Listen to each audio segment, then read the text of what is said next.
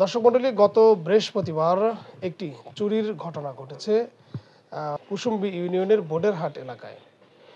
এই চুরির ঘটনার সঙ্গে দুইজনকে সন্দেহভাবে আটক করা হয়েছিল। তার মধ্যে একজন ছিল মুশফিকুর রহমান।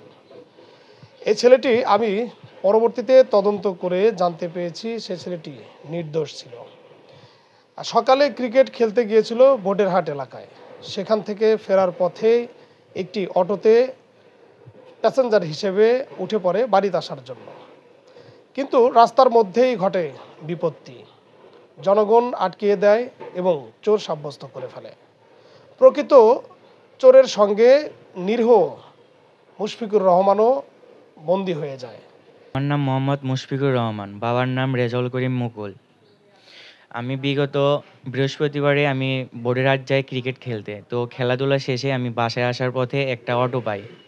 তো ওই অটোতে একটা ছাগল ছিল। তো আমি তো জানতাম না যে ওই অটো চোরাই ছাগল। তো মাঝ রাস্তায় আসার পথে আমাদের জনগণ আটক করে আমি তো নির্দোষ ছিলাম।